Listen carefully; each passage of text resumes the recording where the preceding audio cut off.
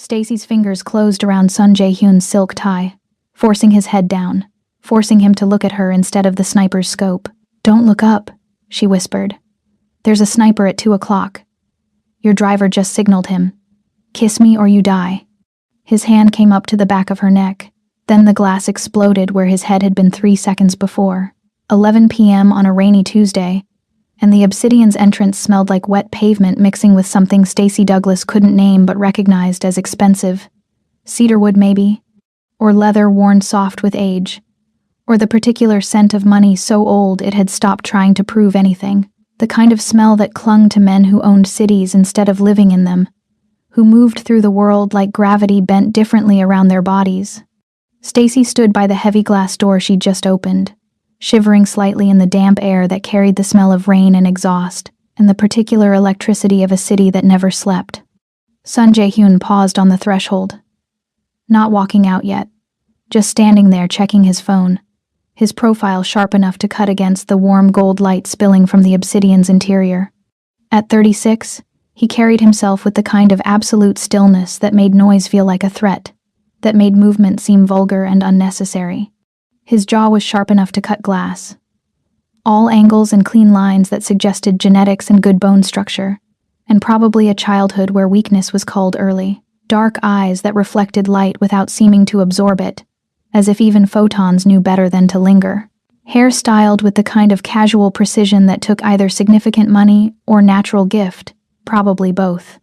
The rain had dampened it slightly at the temples, making it look darker than the black it already was.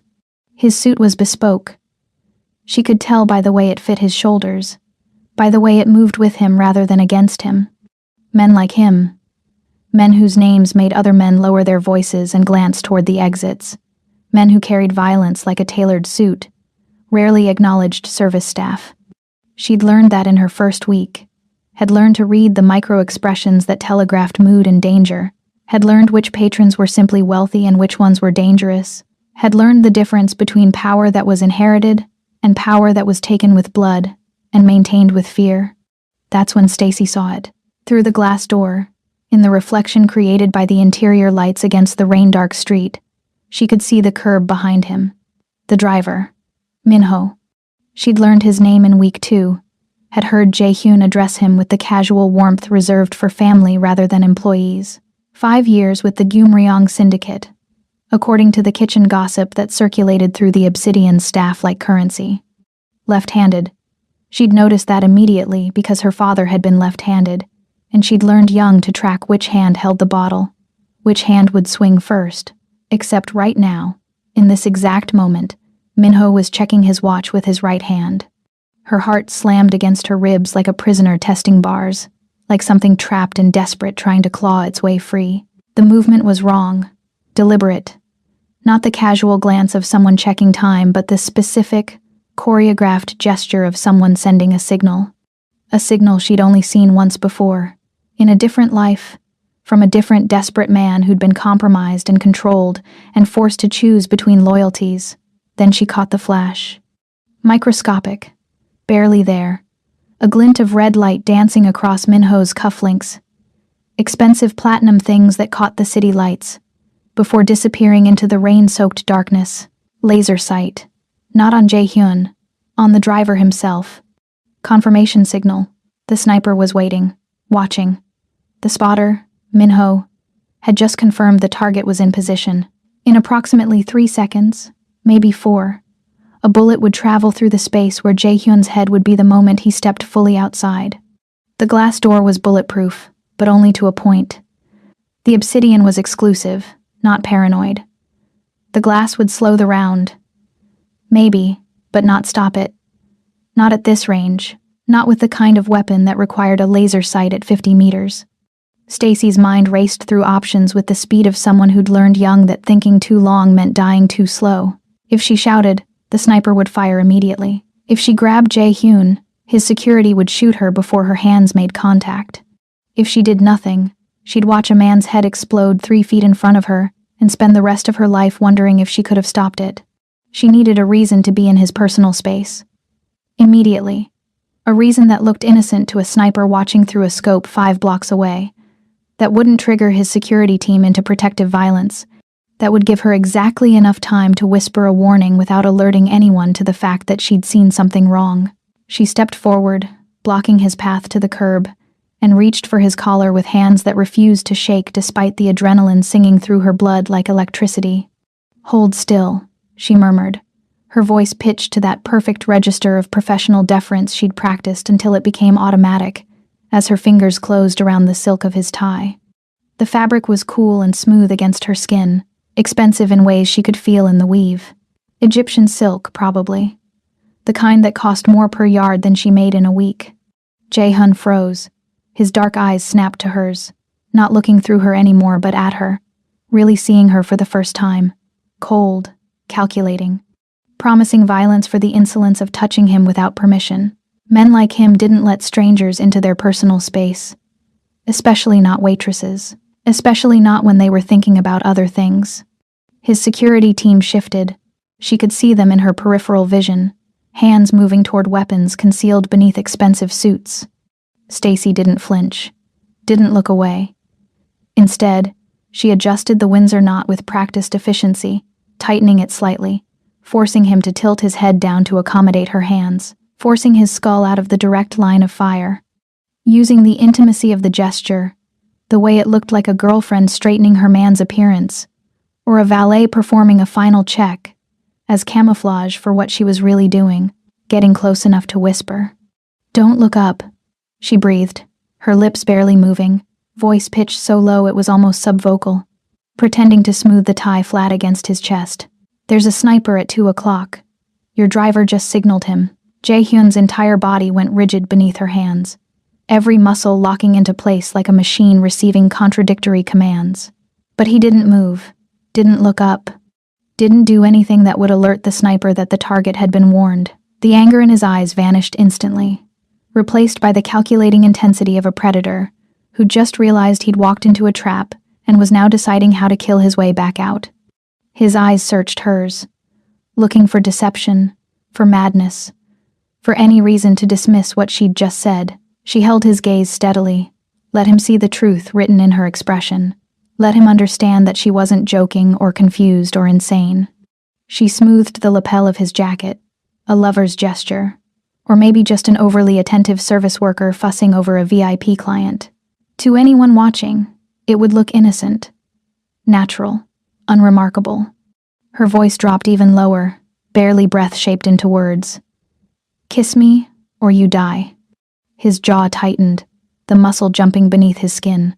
For one suspended moment, eternal and instantaneous, lasting forever and no time at all, the rain seemed to stop falling. The street sounds faded into white noise. There was only the space between them.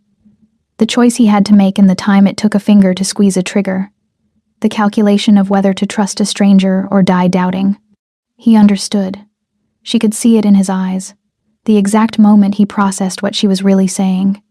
That the kiss wasn't about romance or attraction or power. It was tactics, geometry, a way to move his body, to change his angle, to put him somewhere other than where the sniper expected him to be. Then his hand came up to the back of her neck. His fingers were warm against her skin, calloused in ways that suggested he didn't just order violence but participated in it. The pressure was firm but not cruel, controlled but not gentle. She could feel each individual fingertip, could feel the way his thumb pressed against the pulse point below her ear, where her heart was beating so hard she was sure he could feel it, could count it, could understand exactly how terrified she was underneath the calm. Then his mouth crashed against hers. It wasn't romantic, wasn't tender, wasn't any of the things kisses were supposed to be in movies or books or the fantasies she'd stopped allowing herself to have. It was geometry, angular, strategic. A calculated pivot of mass and momentum. She used the angle of his head, the way his mouth covered hers, the way his body leaned forward, to rotate them both, her hands on his shoulders, pushing and pulling simultaneously, using his own weight against him, forcing him 2 steps to the left and back against the bronze pillar that held up the obsidian's Art Deco canopy. The glass door exploded. The sound came after the impact. A millisecond delay that made no sense until you remembered that bullets moved faster than sound, that you were dead before you heard the shot that killed you. The bulletproof panel failed catastrophically where Jae-hyun's skull had been seconds before, the impact point starring outward in a perfect radial pattern before the entire pane dissolved into a shower of safety glass that fell like frozen rain. The world erupted into chaos, screaming. Someone inside the obsidian, a woman in diamonds and terror, shrieking at a pitch that made Stacy's ears hurt, shouting in Korean and English and what might have been Russian, all of it overlapping into a wall of noise. Car alarms triggering in sympathetic response to the sound. The screech of tires as vehicles that had been idling at the curb suddenly accelerated. Engines roaring. Drivers making the split-second calculation that whatever was happening wasn't their problem and getting away was more important than understanding. Welcome back, my fierce hearts and midnight dreamers. Before we dive in, make sure you're subscribed, hit that like button, and tell me where you're watching from. I love seeing our little dark romance family stretch across cities, countries, and time zones. Every click, every comment, every bit of love you leave here helps us keep unraveling these dangerous love stories and high-stakes betrayals together. So find your quiet place, dim the lights, and get ready. Let's begin. Jae-hyun's security erupted from inside the building and from the vehicles parked along the street. Men in dark suits moving with the fluid precision of military training, weapons appearing in hands with the speed of practice, bodies positioning to create a defensive perimeter. She could hear them shouting coordinates, calling out threats, switching between languages like code switching was second nature. But Jae-hyun was still pressed against her, still holding the back of her neck, still close enough that she could feel his heart hammering against his ribs, could feel each rapid breath against her cheek, could see the exact moment his brain caught up with what had just happened. "The driver," he said, his voice absolutely level despite the chaos, despite the fact that someone had just tried to kill him, despite everything. "Where is he?" Stacy's eyes found the curb. Minho was on the ground, zip ties already securing his wrists behind his back, two of Jae-hyun's security team holding him down with the efficient brutality of men who'd done this before. The driver was weeping. She could see his shoulders shaking, could see the way his face pressed against the wet pavement. "Alive," she managed, her voice coming out rougher than intended. "Your men have him." Jae-hyun's eyes were black ice as he looked past her to assess the scene. She watched him process everything, the shattered glass, the security team establishing a perimeter, the civilians fleeing, the driver in custody, with the speed of someone who'd survived by making faster calculations than the people trying to kill him. Then his eyes came back to her, really looked at her for the first time. Not through her, at her, seeing her not as furniture or function but as a person who'd just saved his life, who'd seen a signal that had taken his own security team by surprise, who'd grabbed his tie and forced him to kiss her and used that kiss as a tactical maneuver that had moved him exactly 2 feet and 180 degrees, which was the difference between alive and dead. "Who are you?" he asked, his voice soft and dangerous and genuinely curious. Before Stacy could answer, one of his men, the broad-shouldered one with scars mapping his knuckles, appeared at Jae-hyun's elbow. "Hyung-nim, we need to move. Now.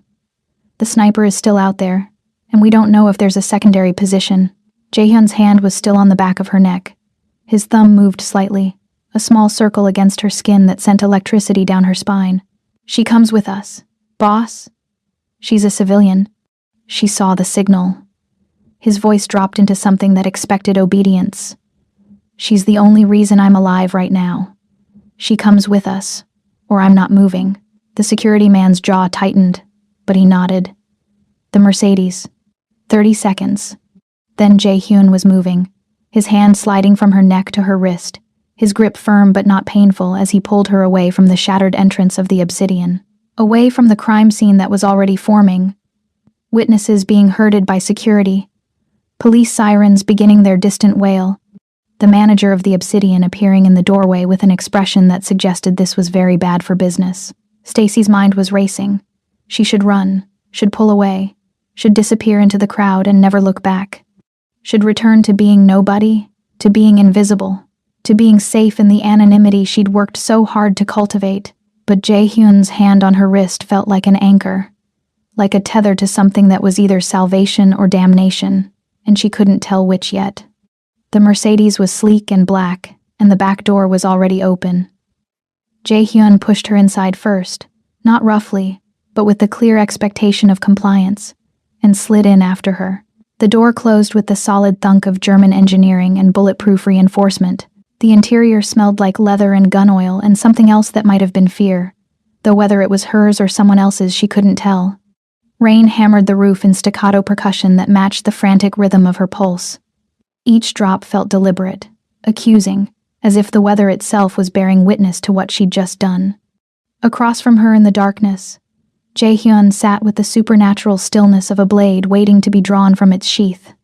His phone cast cold blue light across the sharp geography of his face. High cheekbones that could have been carved with a straight razor, a jaw that looked like it had never known softness, shadows pooling in the hollows beneath his eyes like bruises. She could see blood drying in the creases of his knuckles, dark and rust-colored, from where he dragged her through the shattered remains of the obsidian's entrance. He hadn't asked if she was hurt.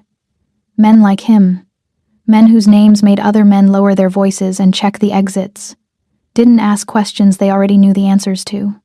And he'd watched her move through broken glass without flinching, had felt her hands steady on his tie even as a bullet destroyed the air where his head had been seconds before. The driver was new, younger than Minho by at least a decade, with hands that trembled visibly on the steering wheel and sweat beading at his temples despite the air conditioning. He took corners like he was trying to outrun death itself, tires screaming against wet asphalt. Maybe he was running from death. Maybe they all were. Stacy's fingers were still trembling, a delayed reaction she couldn't quite suppress.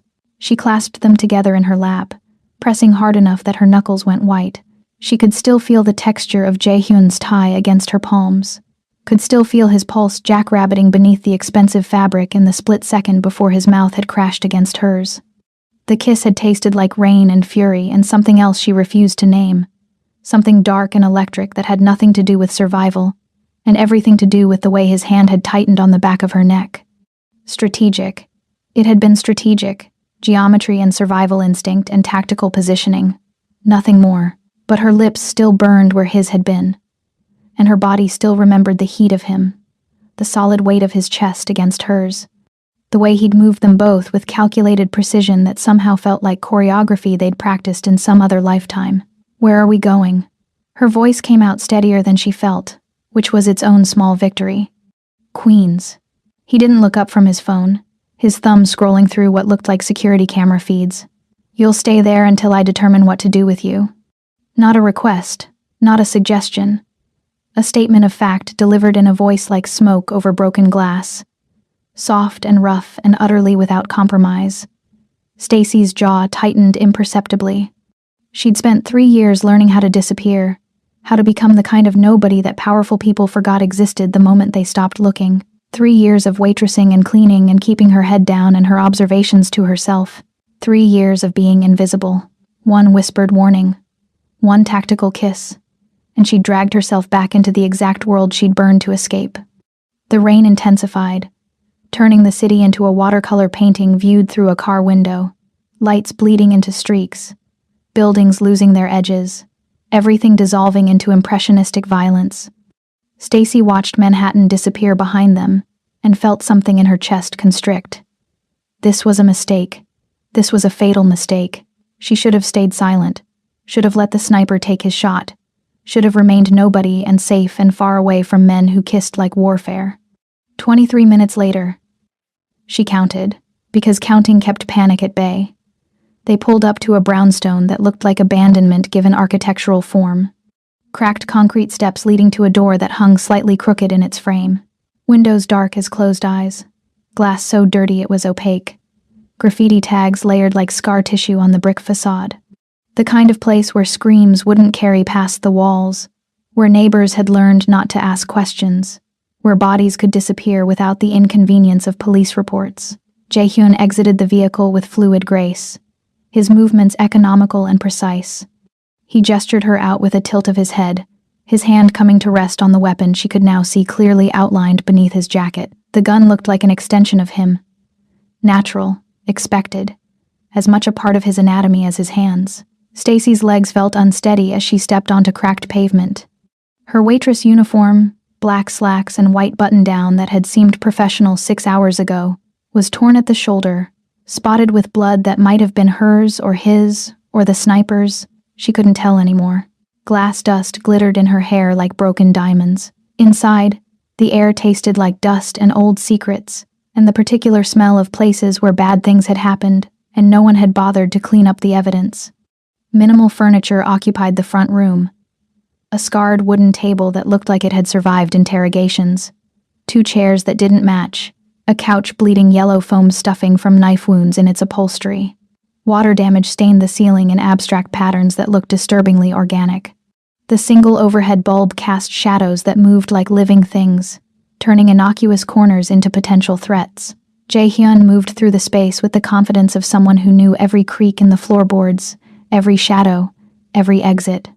He went directly to the far wall where a crooked painting of the Brooklyn Bridge hung at eye level.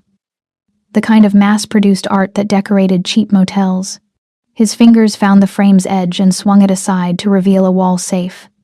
The combination spun beneath his fingers with practiced ease, each click deliberate and sure. When he turned back, he held a manila envelope thick enough to choke on. The kind of envelope that represented life-changing amounts of money or death warrants, depending on which side of it you were standing. $50,000. He placed it on the table between them with the delicate care of someone handling a loaded weapon. Take it. Disappear. Change your name. Leave the state. Forget tonight happened. His tone suggested this was routine, that he paid people to forget him the way other men tipped valets. That human memory could be purchased like any other commodity. Stacy stared at the envelope. She could see the edges of $100 bills through the paper. Could imagine what $50,000 meant. First and last month's rent somewhere far away. A new identity. Enough cushion to start over properly this time. Safety. Anonymity. Survival. Then she thought about the pattern she'd seen in Minho's movements. The wrong-handed watch check. The laser sight reflection. The specific choreography of assassination. Someone had taught him those signals. Someone was watching. Someone had access to security protocols and safe houses, and the intimate knowledge of how Jae-hyun thought. She reached past the envelope, slowly, telegraphing every movement so he wouldn't interpret it as a threat, and let her fingers close around the burner phone, sitting beside his car keys. What are you? The phone came apart in her hands like she'd been dismantling surveillance devices her whole life. Back panel off with her thumbnail, finding the release catch. Battery extracted with the efficiency of practice. SIM card popped free and set aside. She arranged the 3 pieces in a neat line on the table, each component a punctuation mark in a sentence he wasn't understanding yet. Then she stood, smooth and unhurried. Jae-hyun's hand moved toward his weapon. Didn't draw it, just touched it. Fingers resting on the grip. Thumb near the safety. A reminder that he could, that the space between intention and execution was measured in fractions of seconds. Stacy walked to the heating vent near the baseboard, her waitress flats silent on the warped floorboards. She knelt, painfully aware of how vulnerable the position made her, aware of his eyes tracking every movement like a predator watching prey, and reached into the grate. The metal was cold against her fingers, rough with old paint and rust. Her hand found what she was looking for almost immediately. When she straightened, she held a small magnetic tracker between her thumb and forefinger. The LED pulsed red like a tiny mechanical heartbeat. Current model. Expensive. The kind that intelligence agencies used, not street-level criminals. There are 2 more, she said calmly, setting the device beside the disassembled phone. One in the couch lining, left side, about 8 inches deep. One behind the smoke detector, attached to the battery compartment. The silence that followed had weight, texture, physical presence. She could feel Jae-hyun's focus narrow and intensify until the room seemed to shrink around them, until there was only him and her and the implications of what she'd just revealed. The air felt charged, electric, like the moment before lightning struck. This isn't a safe house, Stacy continued, turning to face him fully. His expression had gone beyond cold into something arctic, a blankness that was somehow more terrifying than rage because it suggested calculation without emotion. Decisions being made that involved permanent solutions. This is a kill box. Whoever sent that sniper knew you'd bring me here. They've been watching your contingency plans for months. maybe longer. They know your routines. They know your safe houses. They know how you think, how you move, how you react under pressure. She watched the muscles in his jaw work beneath the skin. Watched him recalculate every assumption he'd made about the waitress who'd grabbed his tie outside the Obsidian. Watched the exact moment he stopped seeing her as a civilian liability and started seeing her as something else entirely. "Who are you?" His voice was soft, gentle even. That's what made it dangerous. Stacy's pulse hammered in her throat. But she kept her chin up, kept her hands loose at her sides where he could see them, kept her posture open despite every instinct screaming at her to assume a defensive position. 3 years ago, I was a forensic accountant for the O'Malley crime family. The words came out steady, factual, stripped of the emotion that still lived in them like shrapnel. They hired me through a recruiting firm that specialized in placing financial professionals with unique discretion requirements. The job was simple: clean up irregularities in their offshore accounts, make the books look legitimate enough to pass IRS scrutiny, route money through enough shells and corporations that the origin became impossible to trace. Jae-hyun had gone very, very still. The kind of preternatural stillness that preceded violence or revelation. The irregularities weren't mistakes, she continued. They were theft. $7.3 million missing over 4 years, systematically siphoned off by the underboss, Patrick O'Malley's cousin, and his mistress. They'd created an entire parallel financial structure within the family's legitimate operations. It was brilliant, actually. The kind of embezzlement that took real sophistication to pull off. She paused, remembering the moment she'd first seen the pattern in the numbers. The way certain accounts bled money in amounts just small enough to avoid triggering automated alerts. The way the transactions happened during times of high operational activity when scrutiny was minimal. "I didn't report it to them first," she said quietly. "I went directly to the FBI. Handed them everything. Routing numbers, account passwords, documented proof of RICO violations going back a decade. Wire fraud, money laundering, racketeering, tax evasion. I gave them a complete roadmap to dismantling the entire O'Malley empire." She gestured at the envelope of cash like it was pocket change, meaningless in context. The O'Malleys collapsed in 6 weeks. Federal seizures of every property, every account, every asset. Indictments rolling out like dominoes. The empire they'd spent 3 generations building burned to ash because I remembered numbers and had enough evidence to make them stick. Her eyes met his. The FBI gave me immunity in exchange for testimony. The cartel put $3 million on my head anyway, because I didn't just destroy the O'Malleys. I proved that the financial architecture of organized crime was vulnerable, that accountants could be more dangerous than assassins. She let that sink in for a moment. So I disappeared into the best hiding place in the world. To service work. No one looks at waitresses. No one remembers the woman who brings drinks and holds doors and adjusts ties. We're furniture. Wallpaper. Perfect invisibility. Her voice dropped. But I remember everything. I see patterns. I notice when things don't fit. And your driver's signal tonight? That's called a dead man's confirmation. The sniper doesn't shoot until they receive that specific tell from a spotter. It's a 2-person operation designed to ensure the target is exactly where they need to be before pulling the trigger. Jae-hyun moved. 3 steps that closed the distance between them until she could smell everything about him. The gunpowder embedded deep in the fabric of his clothes, the rain still drying in his hair. The cologne that had seemed merely expensive at the Obsidian, and now just smelled like danger wearing a civilized mask. This close, she could see the fine lines at the corners of his eyes, the scar tissue on his knuckles that suggested years of violence, the way his pupils had dilated slightly as she spoke. "The auditor," he said slowly, tasting the legend on his tongue like wine. "The woman who destroyed the O'Malleys from the inside. The ghost story that criminal accountants tell to scare each other. That was you. Not a question. An identification. Like he'd just placed a face to a myth." "I'm trying very hard to be no one now," Stacy corrected, even though her heart was trying to escape through her ribs and her breathing had gone shallow. "Too late for that." His voice dropped to something almost intimate, almost gentle, which somehow made it more dangerous. "Someone in my organization gave up my routes, my schedule, my security protocols, the locations of my safe houses. That takes access at the highest level. That takes time to gather intelligence. That takes someone I trust. He shifted closer, still not touching her, but close enough that she could feel the heat radiating off his body, could track the rise and fall of his chest, close enough that if she took a deep breath, her own chest would brush against his. You said there are 2 more trackers. Yes.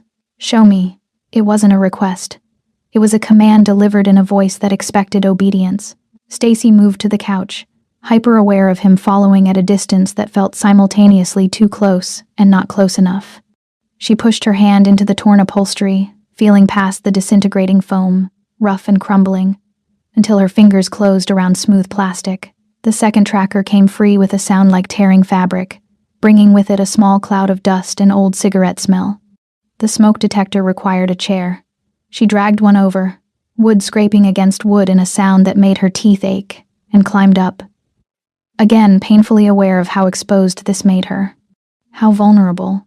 Her back to a trained killer, her hands occupied, her balance precarious. She dismantled the smoke detector's cover with practiced efficiency, reached into the battery compartment, and extracted the third tracker.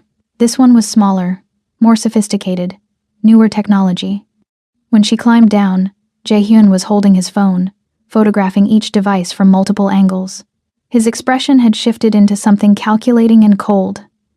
The mask firmly back in place, but she'd seen beneath it for just a moment, had seen the flash of something that might have been respect. They've been watching me for months, he said quietly, more to himself than to her. Mapping my movements, learning my patterns, building a complete profile. His eyes lifted to hers, and in them she saw the terrible clarity of someone realizing just how thoroughly they'd been compromised. You found 3 trackers in under 5 minutes. How? Because I know how hunters think.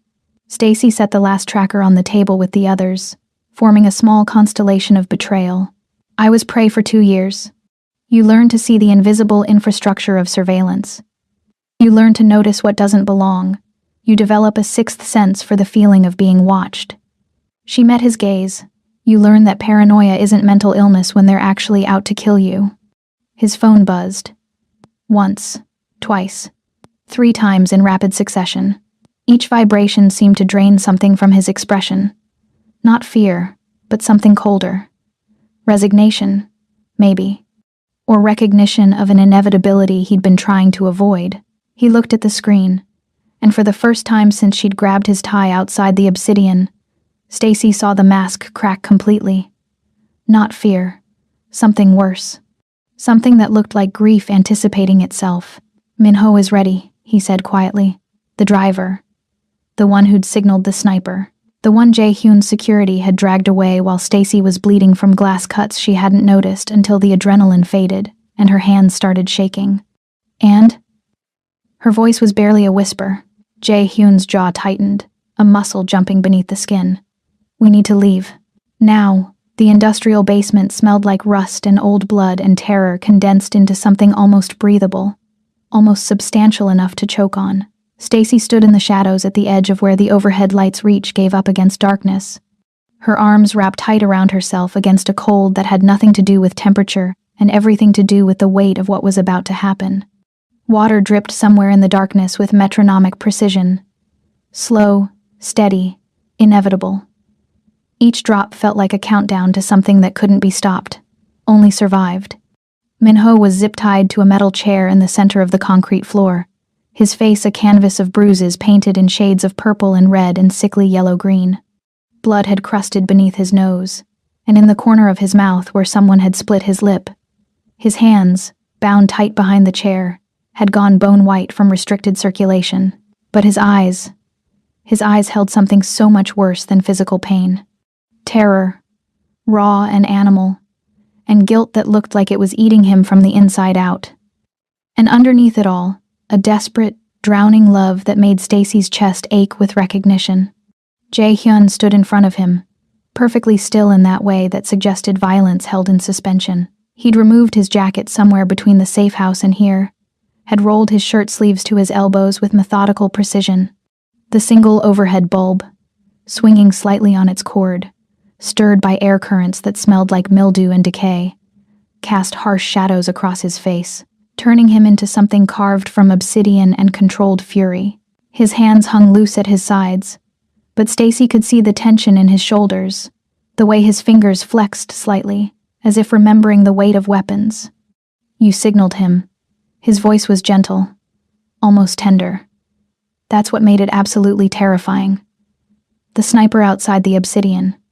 You checked your watch with your right hand. Hyung Nim. Minho's voice cracked on the honorific, breaking into something that sounded like a sob being swallowed. Please. I can explain. Then explain. Jae-hyun crouched down slowly, bringing himself to eye level with the driver, his movements fluid and controlled. You've been with me for 5 years. You were at my father's funeral. You held me up when I could barely stand. You drove my mother to the hospital when she had her stroke, ran every red light getting there. You've saved my life twice. He paused, and the silence felt like a physical pressure. Your family, Minho. My brother in everything but blood. And tonight, you signaled a sniper to put a bullet through my skull. The words hung in the air like razor wire. Sharp, thin, capable of drawing blood just by existing. I didn't want to, Minho whispered. Tears cut clean tracks through the blood and grime coating his face, making him look younger than his 32 years. I swear to you, Hyung Nim. I swear on my father's grave I never wanted. They have Ji-yeon. They took my sister. They said they'd kill her if I didn't. Who? The word came out soft as silk being drawn over steel. Give me names. I don't know their names. I never saw their faces. Minho was speaking faster now, the words tumbling out like confession, like prayer, like last rites. Just phone calls. Always different numbers, different voices. Instructions delivered like they were reading from a script. They knew things. Hyung Nim. They knew about the offshore accounts in the Caymans. They knew about the shipping routes through Vancouver. They knew about your mother's medication schedule, and where you buy your suits, and the name of the woman you had drinks with last Tuesday. His voice broke completely. They knew about Ji-yeon's diabetes. Type 1. Insulin dependent. They knew she needs injections every 6 hours or her blood sugar crashes, and she goes into shock. They sent me a photo. His breathing was coming in ragged gasps now, hyperventilating toward panic. They sent me a photo of her tied to a chair in a room I didn't recognize. There was a timer on the wall behind her, counting down. They said if I didn't signal, if I hesitated even for a second, they'd let that timer run out and they'd let her die. They said they'd make me listen on the phone while she begged for insulin they weren't going to give her. Stacy's stomach turned to ice. This was how you weaponized loyalty. Not by buying it with money or power, but by taking hostage the one thing that mattered. More than honor. More than life. By making love itself into a weapon pointed at the person who felt it. One of Jae-hyun's men, a broad-shouldered enforcer named Tae-min, with scars mapping the geography of his knuckles like a career written in scar tissue, stepped forward from the shadows. His hand rested on his weapon, casual but ready. Want me to finish him, boss? Make it quick? No. Jae-hyun stood slowly, his expression unreadable as carved stone. Minho, look at me. The driver lifted his head with visible effort, as if his neck could barely support the weight of his skull. The grief in his eyes was unbearable to witness, the kind of anguish that came from having to choose which person you loved would die. Where is Ji-yeon now? I don't know. Minho's voice was barely a whisper. They said after tonight, after you were dead, they'd release her. That was the deal. That was what they promised. His breathing was ragged, labored. But it's worse than that. Hyung Nim. It's so much worse. They knew you'd capture me. They knew you'd bring me here. They planned for this. They wanted this. Something about the way he said it. The tone, the resignation, the terrible finality, made every instinct Stacy had honed during 2 years of running from death start screaming inside her skull. Minho, she said, stepping forward from the shadows before she could reconsider the wisdom of drawing attention to herself. What did they do to you? His eyes found hers, the waitress who'd saved the man he'd been ordered to kill, the stranger who'd seen the signal he'd spent 3 days praying no one would notice. She saw understanding pass between them like an electric current, the recognition shared by 2 people who'd been caught in machinery too large to escape, too powerful to fight, too inexorable to stop. I'm so sorry, he whispered, and his bound hands fumbled behind his back, fingers catching on fabric. Then his entire body jerked forward, and he began ripping at the buttons of his shirt with his chin, with his teeth, with desperate, violent determination. "No," Jae-hyun said, comprehension flooding his face like ice water, his voice suddenly sharp and urgent. "Minho, don't show me." But it was too late. The driver ripped his shirt open with a violence born of absolute desperation and the need to confess. Strapped across his chest, secured with layer upon layer of industrial tape that wrapped around his torso like gray mummy wrappings, was a vest. Not tactical gear, not body armor, not anything that would save a life. C4. Blocks of it, maybe 2 kilograms, wired into a circuit board that looked professionally installed, and in the center, glowing red in the dim light like a malevolent eye, an LED display, 043, 042, 041. The numbers counted down with mechanical indifference. "They put it on me 3 days ago," Minho said, his voice suddenly steady with the calm that came after panic had burned itself out. "Tuesday morning, 2 men in masks. They strapped me to a table in my own apartment, and they put this on me, and they said if I tried to remove it, it would detonate. Motion sensors, tamper switches. If I told you about it, they'd know. They said they were listening, always listening, and it would detonate. If you didn't die tonight." His eyes filled with fresh tears. "This was always a suicide mission, Hyungnim. I was dead the moment they chose me. I'm so sorry. I'm so sorry. But you have to run. You have to go right now. You have to." The timer jumped. 015, 014, 013. The basement erupted into controlled chaos.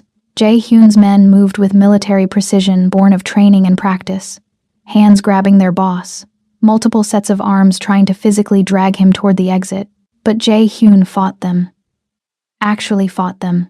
Throwing elbows, breaking grips, trying desperately to reach the driver. To get to Minho, to somehow fix the unfixable. "Hyungnim, go!" Minho screamed, his voice raw and breaking. Not in fear, in fury, in absolute determination, in the kind of love that made sacrifice not just possible but inevitable. "Go now." Then he threw his entire body, chair and all, bound hands and explosive vest and everything, toward the small ground-level window at the far edge of the room, the one that led to an exterior stairwell, the one that would direct the blast away, would channel it out instead of in, would turn his body into a shield one final time. He hit the glass at the exact moment the timer hit 0. What followed wasn't a sound in any normal sense. It was a sensation, a physical force that rewrote reality. A pressure wave that turned air into something solid, into a wall that hit like a freight train. Stacy felt Jae-hyun's body cover hers in the fraction of a second before impact, his weight slamming her face first into the concrete floor as the world turned white and hot and screaming. The concussion stole the oxygen from her lungs. Her eardrums felt like they'd been punched from the inside. Glass rained down like frozen tears, like diamonds, like shrapnel. Something heavy, concrete, rebar, she couldn't tell, crashed into the floor where she'd been standing 3 seconds before, close enough that she could feel the vibration through the ground, then silence. Absolute, ringing, suffocating silence. Stacy's ears felt stuffed with cotton soaked in static. Her ribs ached where Jae-hyun's weight had driven her into the floor, where his forearm had pressed across her back, protecting her spine. She could taste copper, blood from where she'd bitten through her tongue on impact. Slowly, like a photograph developing in chemicals, the world swam back into focus. Jae-hyun was kneeling in broken glass and concrete dust and the settling debris of violence, staring at the crater where the window used to be, where Minho had thrown himself, where a human being had just chosen to become a shield, had transformed himself into something that would save the life of the man he loved like a brother. Smoke curled from the opening, thick and black, carrying the smell of burned things that used to be human. Burnt plastic, charred meat, chemical accelerant, the smell of sacrifice reduced to its base components. Jae-hyun's hands were shaking. Not a tremor. A full shake that traveled up his arms, into his shoulders. Stacy could see it even through her own shock. could recognize it as the physical manifestation of something breaking inside him. She pushed herself upright, every muscle screaming protest. Pain lanced through her shoulder where she'd hit the ground. Her palms were scraped raw, embedded with concrete dust and tiny shards of glass that caught the light. Around them, Jae-hyun's surviving men were checking themselves for wounds, patting down their own bodies with hands that trembled slightly, speaking in rapid Korean too fast and too dialect-heavy for her fragmentary understanding. But she understood tone, shock, horror, grief, the sound of men who'd just watched one of their own die to save them all. "He died to save you," Stacy said softly, moving on unsteady legs to kneel beside Jae-hyun in the broken glass. The shards crunched beneath her knees, cutting through her ruined slacks, but the pain felt distant, unimportant. "He chose you, even knowing what it would cost." Jae-hyun's jaw worked beneath the skin, muscles jumping like creatures trapped beneath the surface. Tendons stood out in his neck like steel cables under impossible tension. When he finally spoke, his voice was raw, stripped of the careful control, the cultivated coldness, all the armor he usually wore. "They didn't just compromise my people," he said, and each word sounded like it was being torn out of him. "They didn't just buy them or threaten them or trick them. They weaponized their loyalty. They took the thing that makes us strongest, the bonds that hold us together, the love that makes us willing to die for each other, and they turned it into a weapon pointed at my heart." He stopped, swallowed hard enough that she could see his throat work. "Minho chose me, even with a bomb strapped to his chest, even knowing his sister might die because of it, even knowing I might not forgive him. He chose me. And you would have chosen him," Stacy said, recognizing the survivor's guilt bleeding from him like an open wound. She'd felt this same poison before, had tasted it when she'd destroyed the O'Malleys and put her own family at risk, when she'd had to choose between justice and safety. You were fighting your own men to get to him. You would have died trying to save him, even though saving him was impossible. His eyes met hers, and for the first time since she'd grabbed his tie outside the obsidian, since she'd forced him to kiss her to survive, she saw past the cold mask, past the calculated violence, past the cultivated image of the dragon who ruled with fire and fear. She saw the man underneath, the one who'd lost his father to a bullet at 16 and had to become a killer to survive, the one who carried loyalty like a religion, like a sacrament, like the only thing that mattered in a world that was fundamentally alone, the one who was now watching that loyalty weaponized, watching it kill the people he loved. "They're going to kill everyone I care about," he whispered, and it was barely audible over the ringing still singing in her ears. "One by one, they're going to make me watch. They're going to make me choose who lives and who dies until there's no one left, until I'm alone with this empire built on blood." He looked at the smoking crater where his brother in arms had just evaporated. "He didn't just die for me, Stacy. He died because he believed I was worth saving. That is a debt I can never repay." Stacy reached out, her hand covering his bloodied knuckles. The contact was electric, grounding him in the chaos. "You repay it by making sure it wasn't in vain," she said, her voice fierce. "We don't just survive this, Jae-hyun. We make them regret they ever learned his name. We make them wish they had died in that explosion instead of him." He looked at her then, really looked at her, and the pact between them shifted. It wasn't just about survival anymore. It was vengeance shared. "Together," he whispered. "We burn them together." His expression shifted. The vulnerability, that terrible, human vulnerability, closed like a door slamming shut, like blast doors dropping, like armor sliding back into place. When he looked at her again, it was with the calculating, cold focus of a predator who just identified an asset, a weapon, a tool that might deliver salvation through violence. "You said you destroyed the O'Malleys from the inside," he said, his voice regaining its control. "Yes. Then you know how to burn an empire." It wasn't a question. It was a recognition of what she was, what she'd always been, what 3 years of hiding hadn't changed. The auditor, the woman who turned numbers into weapons. "I do," she said quietly, "and I will." The mobile command center smelled like electronics and stale coffee, and the particular tension that preceded either violence or revelation. Banks of monitors lined the walls of the retrofitted surveillance van, each screen showing different angles of the city. traffic cameras, security feeds, satellite imagery that absolutely should not have been accessible to private citizens. The gentle hum of servers created white noise that somehow made the space feel more claustrophobic. Stacy sat at one of the computer terminals, her fingers flying across the keyboard with the muscle memory of someone who'd spent years making numbers confess their secrets.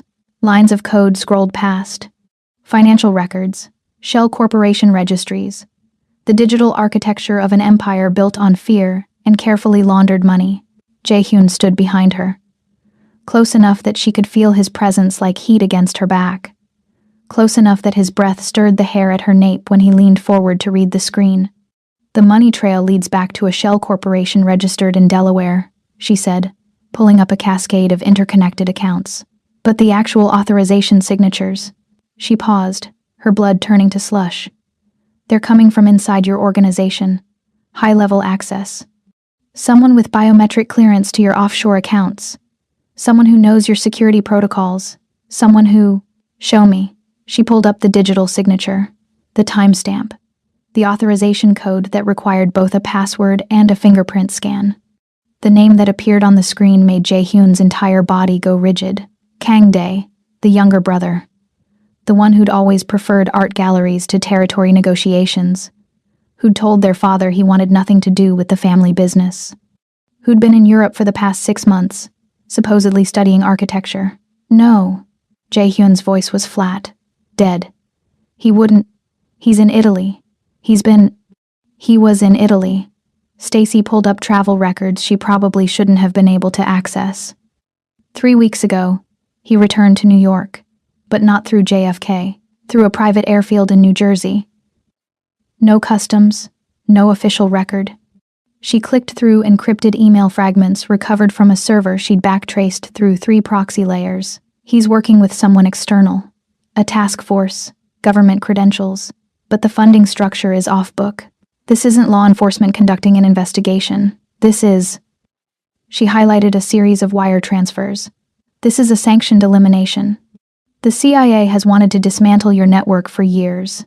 If your brother is handing them everything, the offshore accounts, the shipping routes, the names of every politician you've bought, they won't just arrest me," Jae-hyun finished, his voice hollow.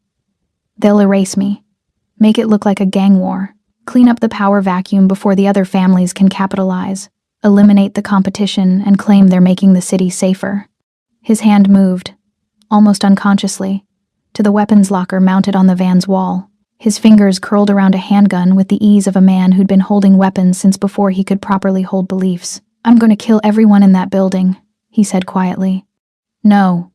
Stacy stood, positioning herself between him and the weapons. "You go in guns blazing, you die. They're expecting that. They want you emotional. They want you reckless. That's why they killed Min-ho the way they did. To break you. To make you stop thinking and start feeling." His eyes were black ice. "Get out of my way. I memorized your routing numbers." The words hit like a physical blow. Jae-hyun froze, his hand still on the weapon. "Every offshore account," Stacy continued, her voice steady despite her heart trying to break free from her chest. "Every shell corporation, every laundering pipeline, every number sequence required to access the fortune you've spent 10 years building. It's all in here." She tapped her temple. "You walk out that door on a suicide mission, and I delete everything. I freeze your assets. I transfer your money to charity. I burn your empire to the ground before you can throw your life away." The silence stretched like razor wire. "You're blackmailing me." His voice was soft, dangerous, the kind of soft that preceded bones breaking. "I'm saving you," she corrected. "Because someone has to." He moved faster than she anticipated. One moment he was across the van. The next, his hands were slamming into the wall on either side of her head, caging her in. The weapon was forgotten. His body was a wall of heat and barely restrained fury, pressing close enough that she could count his heartbeats through the fabric of his shirt. "Why?" The word came out ragged, raw. "Why do you care if I live or die? You could take that 50,000. You could disappear again. You could be nobody and safe and far away from this. Why are you still here?" Because she saw herself in his rage. Because she recognized the particular species of grief that came from watching loyalty weaponized against you. Because when he'd covered her body with his during the explosion, some fundamental truth had clicked into place. That men who protected others before themselves were rare enough to be worth saving. Because when his mouth had crashed against hers outside the obsidian, there'd been one eternal second where it hadn't felt tactical at all. Because you can't kill them if you're dead, she said instead, her voice barely above a whisper. But I can destroy them while you're still breathing. His eyes searched hers. This close, she could see flecks of gold in the darkness. Could see the scar tissue at the corner of his left eye where something, a blade, a bullet, had passed too close. Could feel the heat radiating off him in waves that made the small space feel incendiary. "What's your plan?" he asked finally. Stacy exhaled shakily. "You handle the blood, I'll handle the money. But we do it together, or we don't do it at all." For a long moment he didn't move. His gaze dropped to her mouth, lingered there, then back to her eyes. The air between them felt charged, dangerous, like the moment before lightning struck. Then, slowly, he pushed away from the wall. 72 hours, he said, moving back to the monitors. His voice had shifted into something calculating. Controlled. That's how long we have before Kang Day finalizes the exchange. After that, he hands over my location to the task force, and I'm dead within 24 hours. Then we have 72 hours to make him wish he'd never been born, Stacy said, settling back into the chair. Her hands were shaking, so she placed them flat on the keyboard to still them. Pull up his travel itinerary, his credit card history, his phone records. I need to see every pattern, every routine, every place he feels safe. And then, she said, pulling up a schematic of Manhattan's financial district, we remind your brother that the thing about empires built on fear is that they burn beautifully. Jae-hyun moved to stand beside her, not behind her this time, but shoulder to shoulder, equal, partners. His hand brushed against hers on the keyboard, and neither of them pulled away. "One condition," he said quietly. "What?" "When this is over, I want you to tell me the real reason you're helping me." Stacy's breath caught. She didn't look at him. Couldn't. The real reason? The one you're not saying. She forced herself to keep typing, to focus on the numbers swimming across the screen, to ignore the way her skin burned where his hand touched hers. "Deal," she whispered. The New York subway system at 2 a.m. was a study in controlled chaos. Fluorescent lights flickering like dying stars, the screech of metal against metal echoing through tunnels that smelled like ozone and old secrets. Stacy pressed herself against the grimy tile wall, her heart hammering as another train roared past, close enough that she could feel the displaced air pulling at her clothes. They'd been moving locations when the ambush hit. It started with the lights going out. Systematic, like someone flipping switches in sequence. Then the first shots, muzzle flashes painting the platform in strobe light violence. Jae-hyun had moved with lethal precision, his body positioned between her and the gunfire before her mind could process the danger. His men, 3 who'd survived Minho's death, returned fire with the efficiency of soldiers, not gangsters, but there were too many. "Go!" Jae-hyun's voice cut through the chaos. He shoved Stacy toward the tunnel entrance, his weapon spitting fire. "East Tunnel. 3rd Junction. There's a maintenance door." The words dissolved into the crack of gunfire. Stacy ran. The tunnel darkness swallowed her whole. Behind, the sounds of combat echoed like thunder trapped underground. She could hear Jae-hyun's voice. Sharp Korean commands, followed by screams that ended too abruptly. Her Waitress flats slapped against wet concrete. Rats scattered from her path. The air tasted like electricity and rust. 3rd Junction, she counted in her head, trying to remember the schematic he'd shown her in the van, trying not to think about the sounds behind her that suggested people dying. Then, footsteps, running, multiple sets. Not behind her. Ahead. Stacy skidded to a stop, her breath ragged. The tunnel split, left or right. In the dim emergency lighting, she could see shapes moving in the right passage. Tactical gear, professional. These weren't gang members. These were operators. She went left. The new tunnel was narrower, older. Water dripped from ceiling pipes that probably predated the city code. Her hands found the wall, using it to navigate as she half ran, half stumbled forward. The footsteps behind her multiplied. Closer. They were hurting her. The tunnel dead-ended at a maintenance platform overlooking the tracks. Stacy spun, searching for escape, and saw it. A rusted ladder leading down to the active line. Not good, but better than capture. She grabbed the first rung just as flashlight beams hit her. Don't move. American accent. CIA then.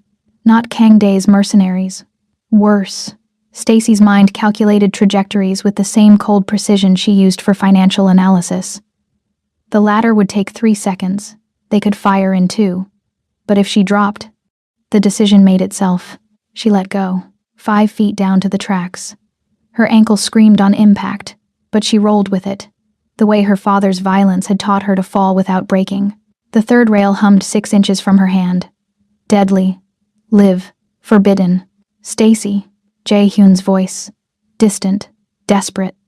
She looked up and saw him burst onto the platform, his face a mask of blood and fury. His weapon was up, firing. Not at the agents, but at the lights. Plunging the platform into darkness. In that moment of confusion, Stacy ran along the tracks, following the curve of the tunnel. Her ankle protested every step. The third rail glowed faintly to her left, a red line between survival and electrocution. Then she heard it, the rumble, the vibration through the rails beneath her feet. Train. The headlight appeared around the curve, a single eye growing larger with terrifying speed. Stacy searched frantically for an alcove, a maintenance nook, anything. But this section was smooth wall and train and gunfire. From the platform, a ricochet sparked off the tunnel wall inches from her head.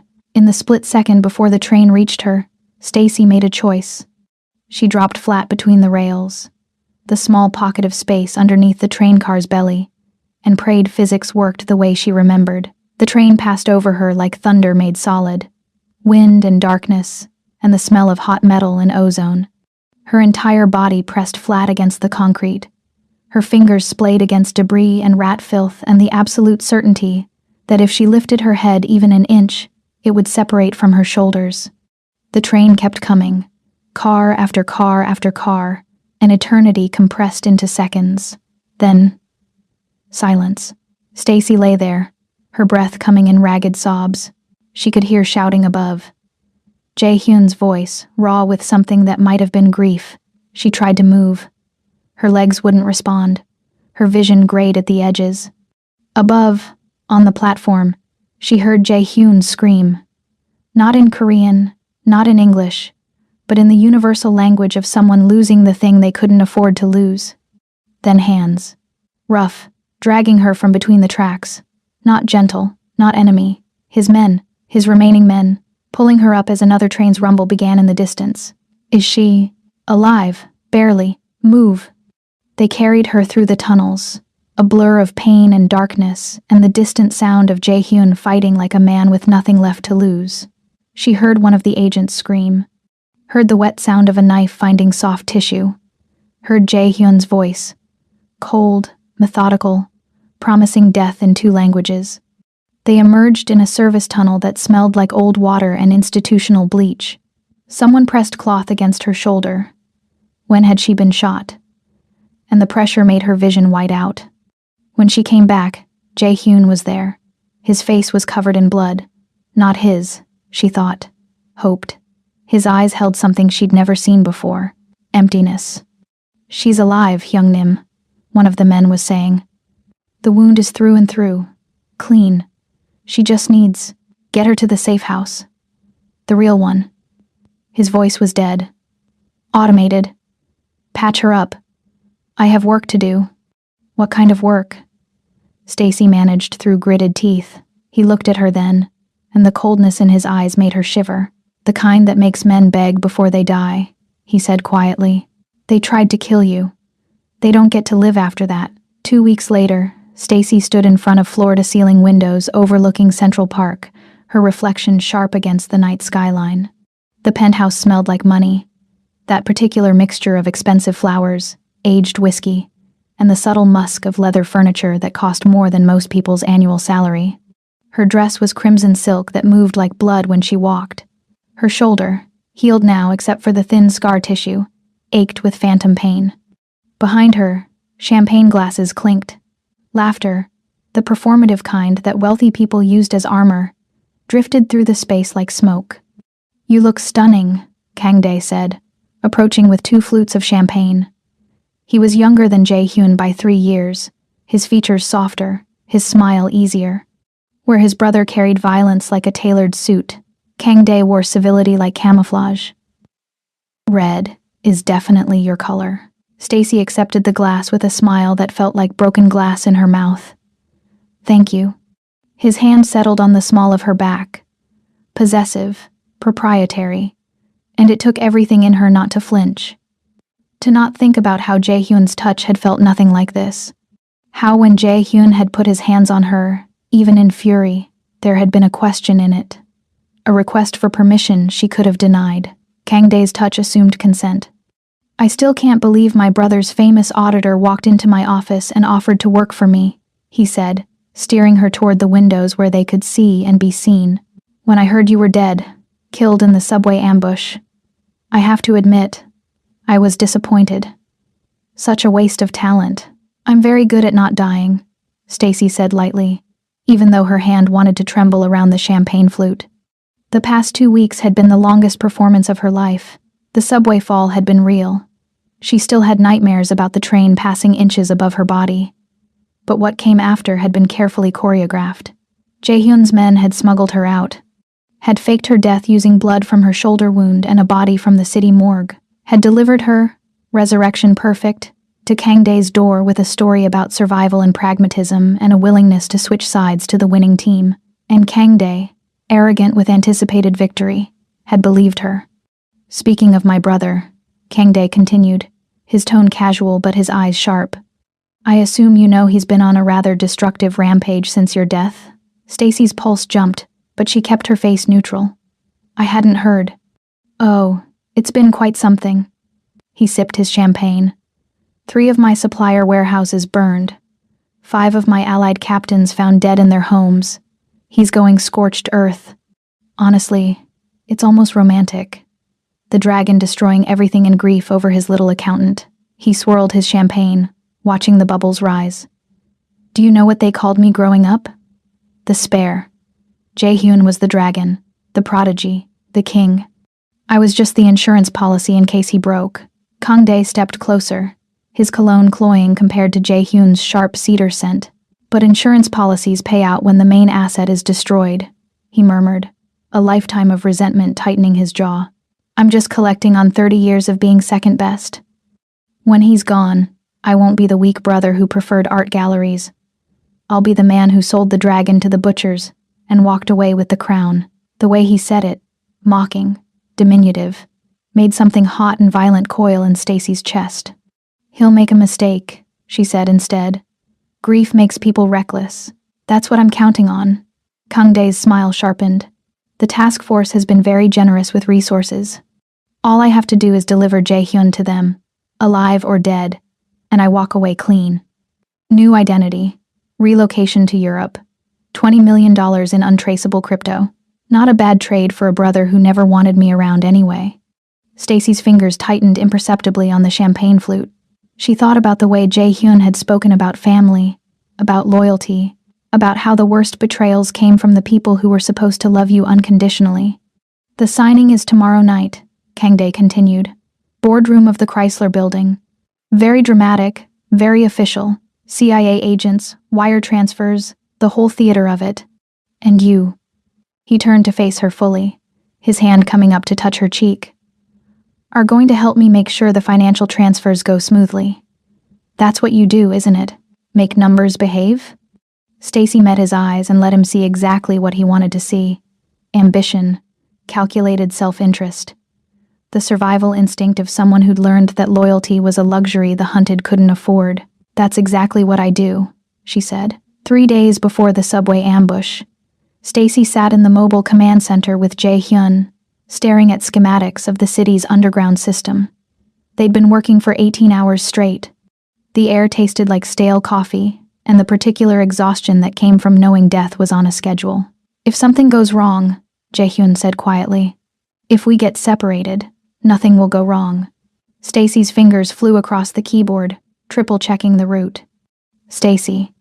His hand covered hers on the keyboard, stilling her. If something goes wrong, I need you to know there's a contingency. She looked up at him. His eyes were bloodshot from lack of sleep, his jaw shadowed with stubble. He looked human in a way that made her chest ache. What kind of contingency? The kind where you have to trust me even when everything looks like betrayal. He pulled up a file on the screen. Financial records for Kangdae's operations. My brother thinks he's being careful, but he's using his own biometric signatures for everything.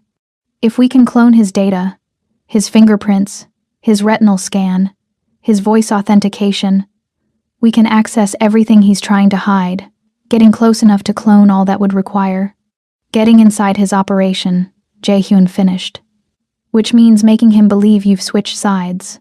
The implication settled between them like a physical weight. You want me to fake my death? Stacy said slowly. And go to him. I want you to be the variable he doesn't see coming. Jae-hyun's hand was still covering hers. His thumb traced small circles against her palm, unconscious, or maybe very conscious. He'll believe you survived because you're the auditor. He'll believe you switched sides because he thinks everyone has a price. He'll keep you close because he needs someone who understands financial architecture. And when he does, I clone his biometrics, Stacy finished. And you use them to destroy him from the inside. Yes, she should have said no. Should have recognized this for what it was. A suicide mission with extra steps. But the way he was looking at her, the weight of his hand on hers, the implicit trust in even suggesting something so dangerous. We need a code word, she said instead. Something that means the plan is still active. Something you can send me that means you haven't forgotten I'm undercover. Jae-hyun thought for a moment. Then he reached up and loosened his tie, the same tie she'd grabbed outside the obsidian. He slipped it off and placed it in her hands. Keep this, he said quietly. When the time comes, when you've cloned his data and you're ready to make your move, return it to me. That's how I'll know. We need words too, Stacy whispered, winding the silk around her fingers. A signal that doesn't just mean the plan worked, but that the war is over. That we're safe. Jae-hyun looked at her, his expression softening in a way the world never saw. My father used to say peace is just the time between wars. He never believed in safety. He brushed a stray hair from her forehead. But when you're watching my back, I feel like I can finally see the horizon. So that's the code. The coast is clear. It means we made it to the other side. It means we stop running. Stacy's fingers closed around the silk. It was still warm from his body heat. And if I'm compromised, if he figures out what I'm doing, then you run, Jae-hyun said firmly. You forget this plan, forget me, and you run as far and as fast as you can. I won't blame you, but they both knew she wouldn't run. In the present, standing in Kangdae's penthouse with the traitor's hand on her back, Stacy felt the absence of that tie like a missing limb. She'd hidden it in a safety deposit box in Queens. Insurance and promise and the only tangible proof that somewhere in this city, Jae-hyun was preparing to burn the world. She just had to survive long enough to hand it back to him. Through the window's reflection, she watched Kangdae accept congratulations from the CIA agents, pretending to be private investors. Watched him laugh at their jokes, comfortable in his betrayal. Watched him touch her shoulder like she was property he'd acquired. Tomorrow night, in the boardroom of the Chrysler building, she would stand beside him, would place her hand on his shoulder the same way she'd adjusted Jae-hyun's tie, would use the cloning device hidden in the ring on her finger to copy his biometric data, and then she would return what she'd been holding in trust. 24 hours, she thought. Just survive 24 more hours. Behind her, Kangdae laughed at something one of the agents said. The sound was warm, human, completely devoid of the understanding that he was already dead. He just didn't know it yet. The boardroom of the Chrysler building smelled like filtered air, and the particular sterility of spaces designed to witness transactions that would ruin lives. Floor-to-ceiling glass walls revealed Manhattan spread below like a circuit board, lights flickering in patterns that suggested commerce and life, and all the mundane activities that continued whether empires burned or not. The conference table was polished to mirror brightness, reflecting the fluorescent lights overhead in ways that made everyone look slightly corpse-like, slightly unreal. Stacy stood at Kang Dae's left shoulder, her hand resting lightly on the back of his chair, her body positioned exactly where a trusted advisor would stand. The crimson dress she wore, silk that moved like blood, that caught light like fresh wounds, had been his choice. A declaration of ownership, a statement that the auditor now belonged to him, that even legends could be bought if you found the right price. Her fingers were steady. Had to be. The ring on her right index finger, platinum band set with a single black diamond that Kang Dae had given her yesterday as a welcome to the winning team gift, concealed a biometric scanner so sophisticated it could clone fingerprints from casual touch, retinal patterns from reflected light, voice signatures from ambient conversation, technology that cost more than most people made in a lifetime, purchased with money stolen from his brother's accounts. Irony had a particular taste. Like copper, like betrayal. Across the table, 3 men in suits that screamed federal salary sat with the false casualness of predators pretending to be domesticated. CIA, according to the intelligence Jae-hyun had gathered, but not official CIA, the kind that operated in spaces between congressional oversight and plausible deniability, the kind that made people disappear and called it national security. Kang Dae was signing documents, page after page of legal language that amounted to a single transaction. His brother's location, his organization's structure, everything required to dismantle the Gumryong Empire in exchange for 20 million in cryptocurrency, immunity from prosecution, and a new identity in Portugal. He looked pleased with himself, proud even, like a man who'd just solved a complex problem through clever negotiation rather than fratricide. Just the final signature, one of the agents said, his smile not reaching his eyes. Then we transfer the funds and you're free to disappear, Mr. Sun. Kang Dae reached for the pen. Expensive, probably a gift, probably meaningless, and Stacy's hand slid from the chair back to his shoulder, just a gentle touch. The kind of gesture that suggested support, solidarity, shared victory. The ring made contact with the biometric scanner hidden in his lapel pin. The one he wore every day because it was the access key to his personal accounts, his insurance policy, his golden parachute. 3 seconds of contact, that's all the scanner needed. The device vibrated once against her finger. Confirmation. Stacy's heart was a war drum in her chest, but her face remained serene, composed. The mask she'd worn for 2 weeks, playing the survivor, the pragmatist, the woman who chose winning over loyalty, was so perfect now that she almost believed it herself. Almost. Then the boardroom doors opened. Jae-hyun entered alone. Unarmed. His hands were empty, raised slightly in a gesture of surrender, but he was covered in blood. Not his own, judging by the way he moved. Fluid, unhurt, dangerous. The blood was spray pattern across his white shirt, his face, matting his hair at the temples. He looked like he'd walked through a slaughterhouse. Looked like he'd become the thing that made slaughterhouses necessary. The CIA agents stood instantly, weapons appearing in hands with the speed of training and paranoia. Kang Dae pushed back from the table, his chair scraping against polished floor, his face draining of color. Hyung, he started, his voice cracking. Brother, Jae-hyun said softly, and the word was a condemnation. I believe you have something that belongs to me. We have an agreement with Mr. Sun, one of the agents said, his weapon trained on Jae-hyun's chest. You're not welcome here. Leave now or what? Jae-hyun's smile was terrible, empty. You'll shoot me? Please. I've been shot 4 times today already. I barely notice anymore. He took a step forward. The agents tensed. Fingers moved toward triggers. The air itself felt like it was holding its breath. That's when Stacy moved. Her hand, still resting on Kang Dae's shoulder, shifted, just slightly. Just enough to activate the cloned biometric data. Her other hand produced a small tablet from her clutch, fingers dancing across the screen with the speed of practice and muscle memory. The screens behind the conference table, mounted displays meant for presentations and video conferences, all turned red simultaneously. Account numbers scrolled past. Transaction histories. Wire transfer protocols executing in real time. What? Kang Dae spun to look at the screens, then at Stacy. What did you do? I'm the auditor, she said quietly, stepping away from him. putting distance between herself and the man who'd thought he owned her. I remember numbers. I see patterns. And your biometric security? She held up the ring, let him see the tiny scanner embedded in the stone. It's impressive. Was impressive. Past tense. The screens showed it all. Every account Kang Dae had accumulated.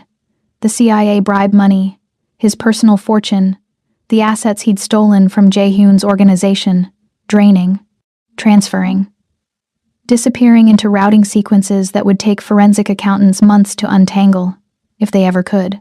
Destination account. Jae-hyun's personal holdings. No, Kang Dae whispered, his hands scrambling for his phone, trying to stop the hemorrhaging of his entire financial life. No, no, no. The CIA agents realized it simultaneously. The color drained from their faces as they understood what Stacy's smile meant. No money meant no payment. No payment meant no leverage. No leverage meant they'd just committed multiple federal crimes for a payoff that had evaporated like smoke. You. One of them swung his weapon toward Stacy. Jae-hyun moved, not toward Stacy, toward the agent. The distance closed in heartbeats. The weapon discharged, once, twice.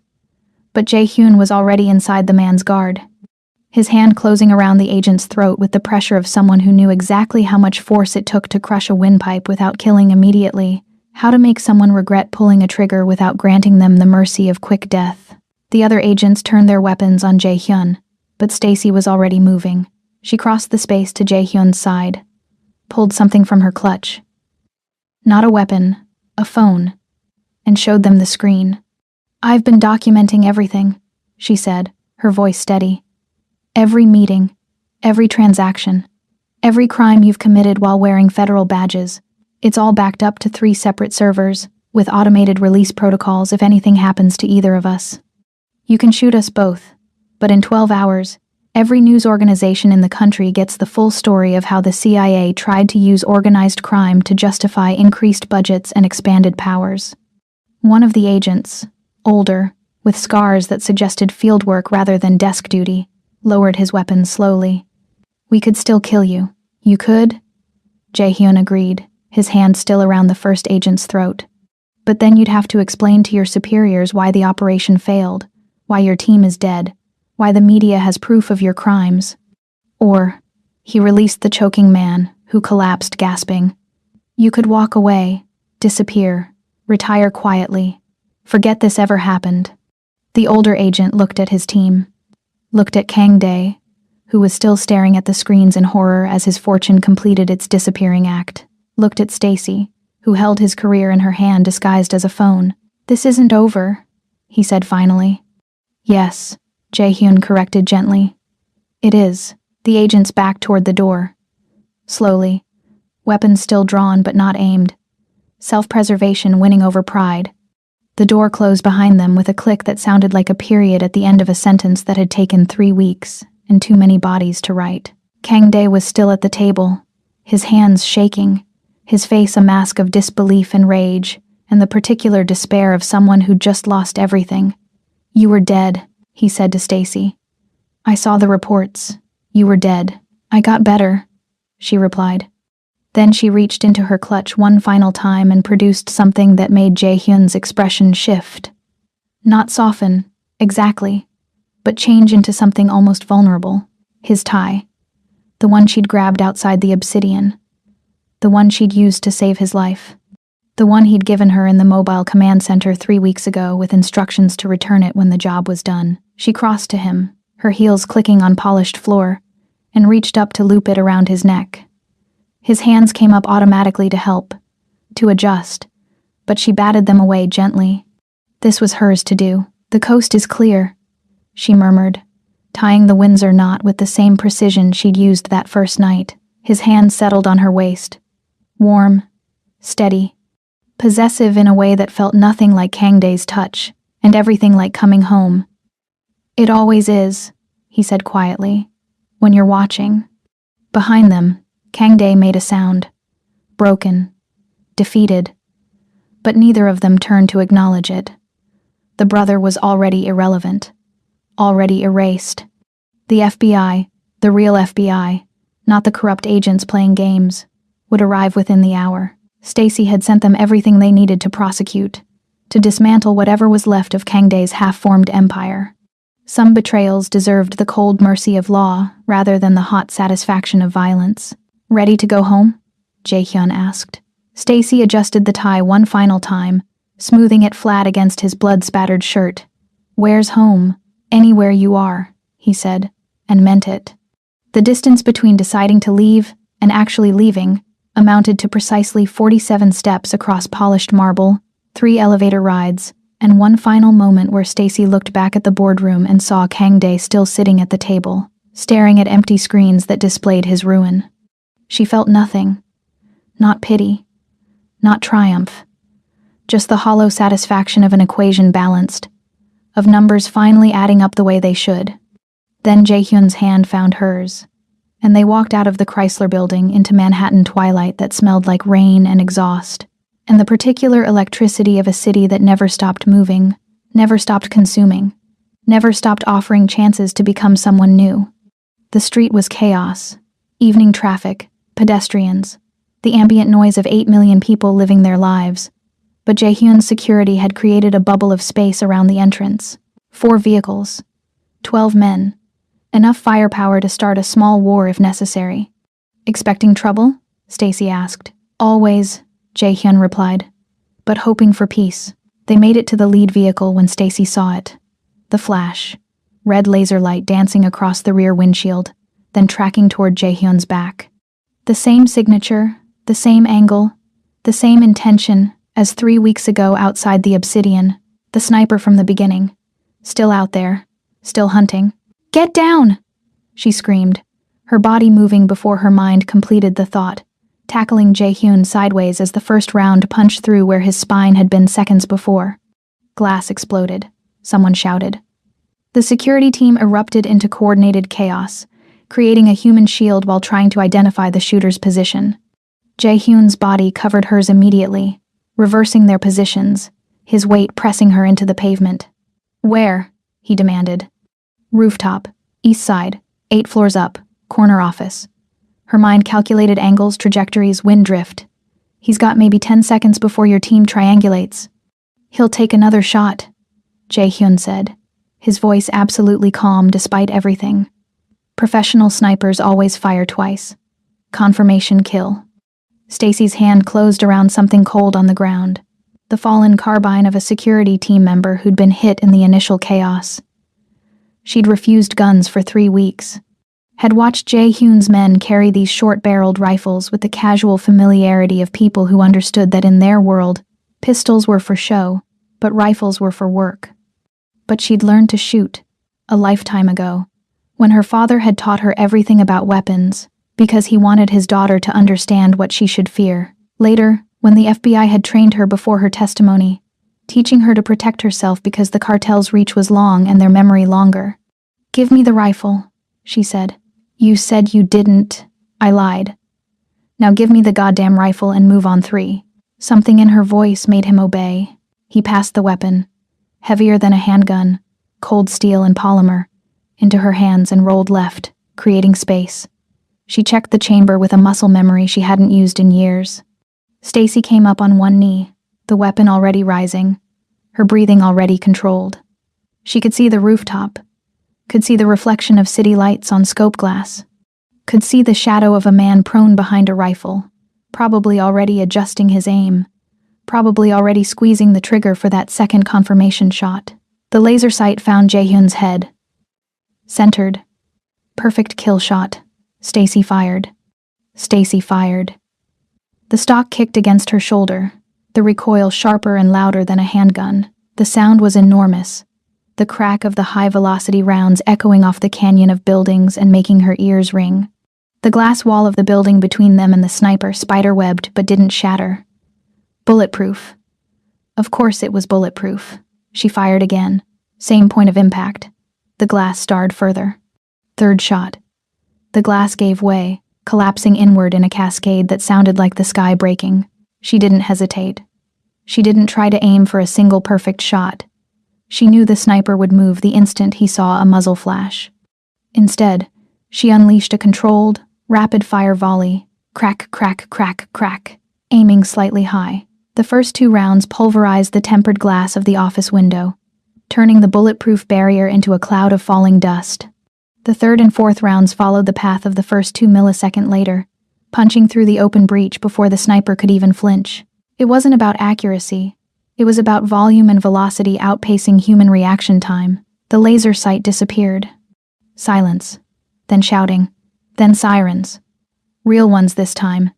NYPD responding to reports of gunfire in Midtown.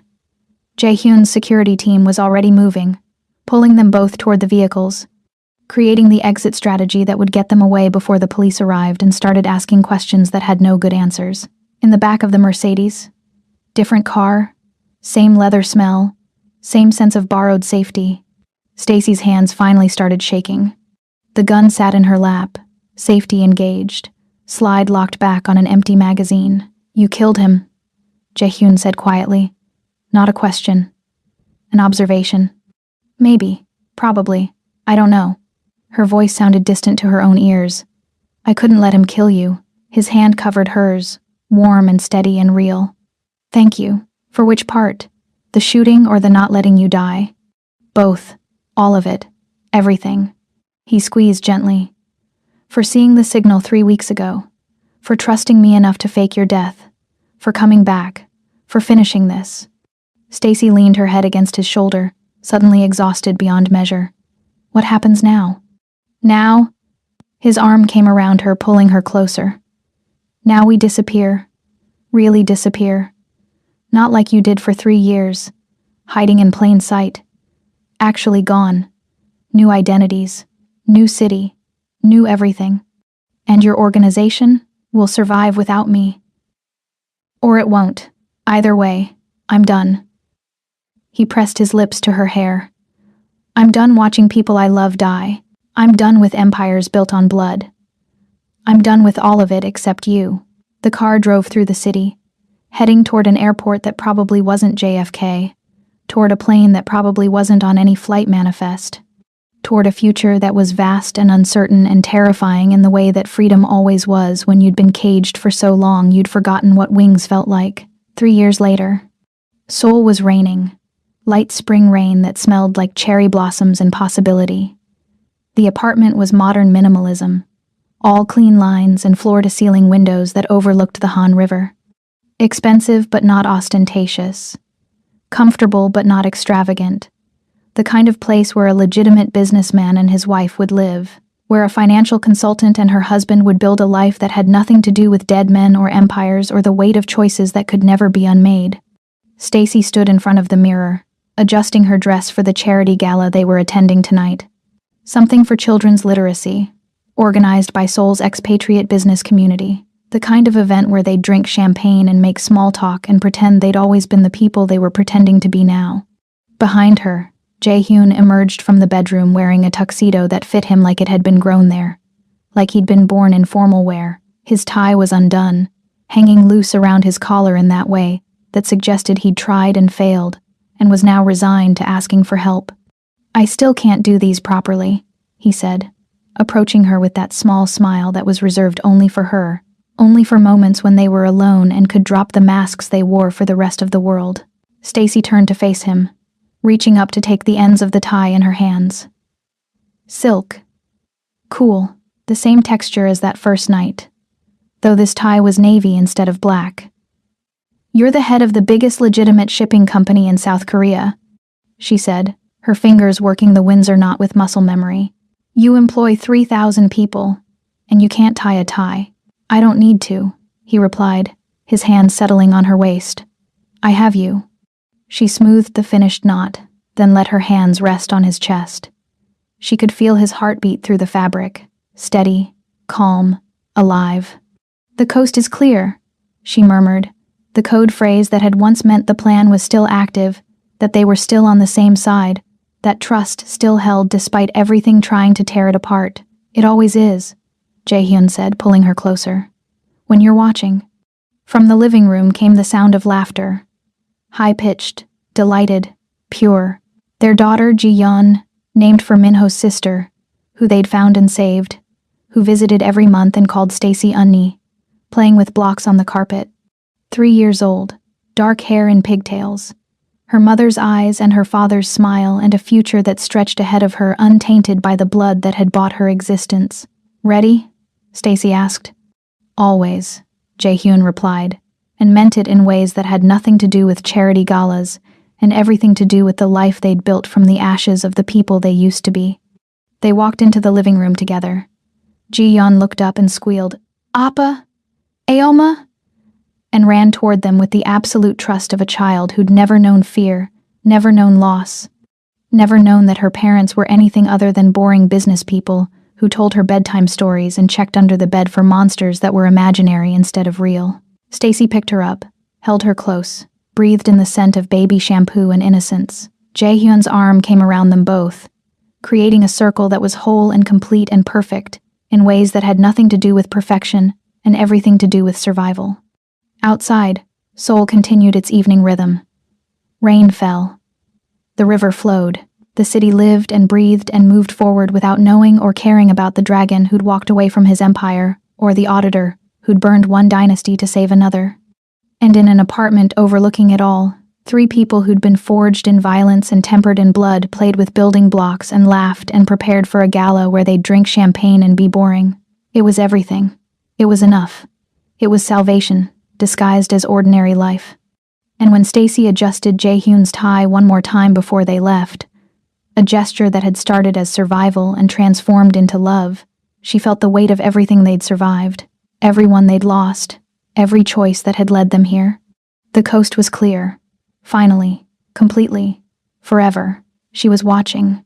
He was safe. They were home.